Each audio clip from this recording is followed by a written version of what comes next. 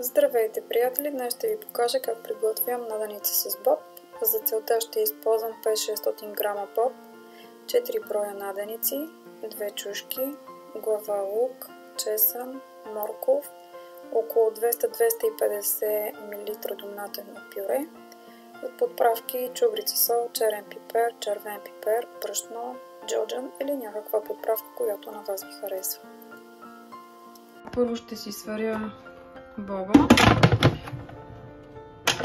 така на pressure за 30 минути.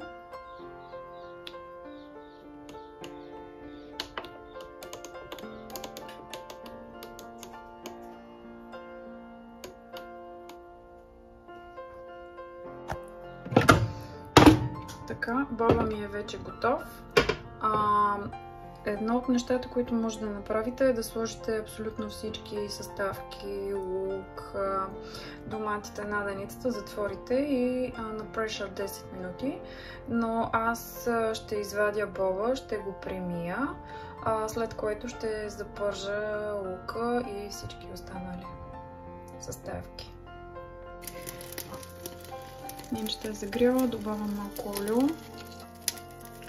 Първо ще запържа лука и чесъна.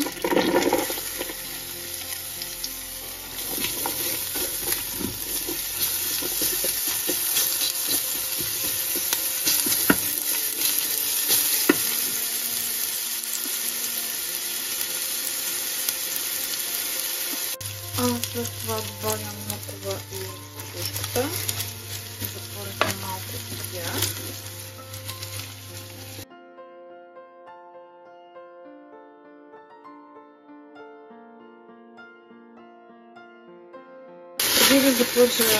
Преди да сложа боба, ще запържа червения пипер и съм добавила една лъжица брашно.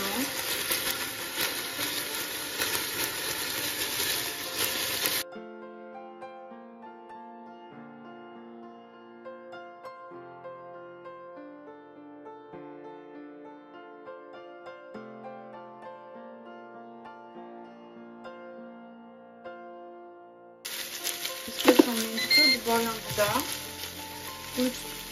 Вие си решите колко ще добавите.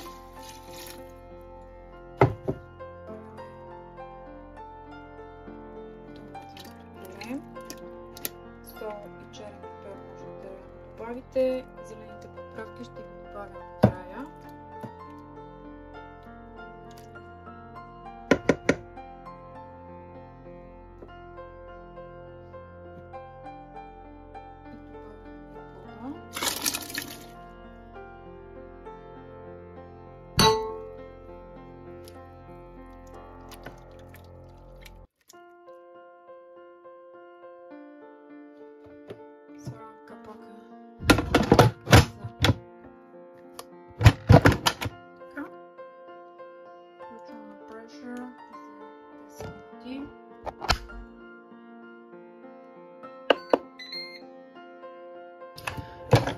Времето изтече.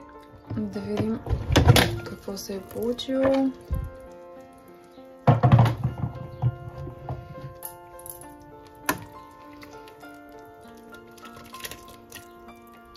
Така.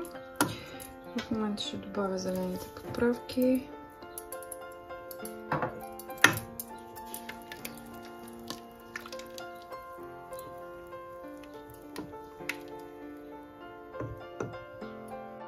Надявам се днешната рецепта да ви е харесала.